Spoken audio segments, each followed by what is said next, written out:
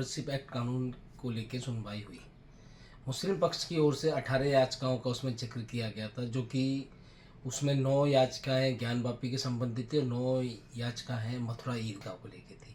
उस विषय पे सुनवाई मुस्लिम पक्ष ने ये माननीय अदालत के समक्ष रखा कि जितनी भी सूट चल रहे हैं उन सब की कार्रवाई पर रोक लगाती जाए। माननीय अदालत ने रोक लगाने से इनकार किया है, लेकिन वो 18 जो याचिकाएं हैं जिनका हवाला मुस्लिम पक्ष ने दिया है, उन याचिकाओं में कोई नया ऑर्डर अब नहीं होगा पक्ष और विपक्ष दोनों की तरफ से, ना ही उन याचिकाओं में सर्वे का ऑर्डर होगा। और ये याचिका है बनारस और ज्ञानवापी को लेके है, लेकिन वर्शिप एक्ट को लेके ये मामला सुप्रीम कोर्ट में है। तो माननीय अदालत ने कहा है कि अब इन मामलों को लेकर देश की कहीं किसी अदालत में नया सूट फाइल नहीं होगा। जो फाइल हो चुके हैं वो फाइल एज इट इज़ यूं ही चलते रहेंगे, उन पर कोई किसी प्रकार का रोक नहीं है। और अजमेर दरगाह का जो केस है, जो हिंदू सेना द्वारा मैंने फाइल किया है, उस मामले पर इस मामले का कोई असर नहीं पड़ेगा, क्योंकि अजमेर दरगाह जो है वर्शिप एक्ट में आता ही नहीं है, क्योंकि अजमेर दरगाह जो है एक कब्रिस्तान है, क्योंकि और कब्रिस्तान की कोई पूजा पाठ कहीं होती नहीं है, इसलिए वर्शिप एक्ट में ये नहीं आता है। तो इसलिए ये फैसला सुप्रीम कोर्ट का अजमेर दरगाह केस जो है, जो संकट मोचन महादेव मंदिर को लेकर मैंने फाइल किया है, उस मामले में इस मामले का कोई असर नहीं पड़ेगा। 20 तारीख उसमें अगली सुनवाई है, उस पर सुनवाई होगी और हम सर्वे की मांग करेंगे। आज उच्चतम न्यायालय का जो निर्णय आया है उसके लिए मैं तमाम जो वकीलों ने आज आर्ग्यूमेंट करे उन तमाम वकीलों को बहुत बहुत मुबारकबाद देना चाहता हूं, और हम इस उच्चतम न्यायालय के निर्णय का बहुत वेलकम करते हैं। इसकी वक्त की बहुत बड़ी ज़रूरत थी है।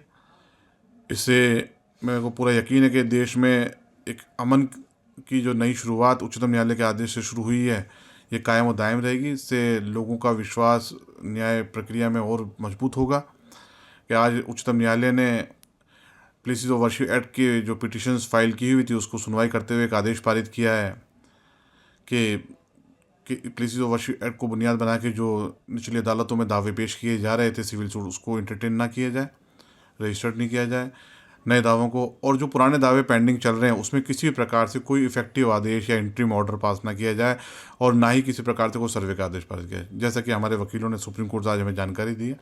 तो ये एक बहुत ही पॉजिटिव वे में इस ऑर्डर को लेना चाहिए, और ये तमाम जितने मजहबी आस्था रखते हैं खलील नवाज की बारगाह में, उनके लिए भी एक संतोषजनक बात है और बहुत खुशी की बात है कि आज इस प्रकार से आदेश पारित हुआ है। इसके लिए वकीलों को, देश की भारत सरकार को, सबको बहुत बहुत मुबारकबाद। उन्होंने एक मजबूती के साथ पक्ष रख के इस तरीके के आदेश पारित हुए हैं।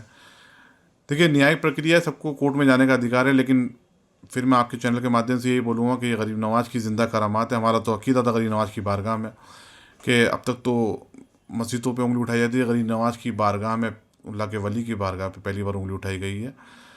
800 साल पहले भी आपकी करामात जाहिर हुई थी और अभी भी करामात है कि तमाम जितने देश के मामलात हैं उस सबको अब सुप्रीम कोर्ट ने फाइनली कंक्लूड कर लिया, और सुप्रीम कोर्ट का जो भी फाइनल आउटकम आएगा इस लॉ को लेकर के वो एप्लीकेबल होगा। लेकिन फ़िलहाल जो आदेश हुआ है उससे विराम लग गया है, और ये उन लोगों के लिए चिंताजनक बात है जो चीप पब्लिसिटी के लिए ऐसी हरकतें करते थे। और मैं आपके चैनल के माध्यम से देशवासियों को यही मैसेज देना चाहूँगा कि देखिए, हमारी एकता, अखंडता हमारे देश की सबसे बड़ी ताकत है। हमें मजहबी धार्मिक उन्माद से बचने की ज़रूरत है। हम सब लोग मिलकर रहें, यही हमारे देश की तरक्की के लिए सबसे बड़ी हमारा योगदान होगा। और हर भारतवासी की जिम्मेदारी बनती है, जिम्मेदार नागरिकों के नाते, कि हम इस तरीके के विवाद से बचें, एक दूसरे की धार्मिक आस्थाओं का, धार्मिक भावनाओं का सम्मान करें, मिलजुल कर रहें, और इस देश की तरक्की में अपना योगदान दें, ना कि इस देश के ताने बाने को, इस देश की धार्मिक सद्भावना को तोड़ने में इस तरीके की हरकतें करें। आज जो आदेश आया है ये तमाम देशवासियों के लिए मैं समझता हूँ संतोषजनक है। जो धार्मिक सबकी भावनाएं, सब अपने मिलजुल के अपने अपने मज़हब को फॉलो करें, लेकिन ऐसा कोई काम ना करें कि जिससे एक दूसरे की धार्मिक भावनाओं का हाथ हो। ये आज के जो मैटर है उसको मैं मुबारकबाद भी देता हूँ तमाम लोगों को, और इसका वेलकम भी करता हूँ। आज एक सुप्रीम कोर्ट का फैसला आया है वर्शिप एक्ट को लेकर। देखिए, Supreme Court stays any proceedings of issuance of orders और surveys of any places of worship act till validity of sections 3 and 4 are decided. It's an interim relief. और supreme court ने union of India से 4 हफ्ते का समय भी मांगा है, वक्त भी मांगा है। अब 4 हफ्ते बाद वो क्या अपना रुख पेश करती है वो देखने की बात होगी। 4 हफ्ते तक कोई सर्वे वगैरह कोर्ट नहीं करा सकती है।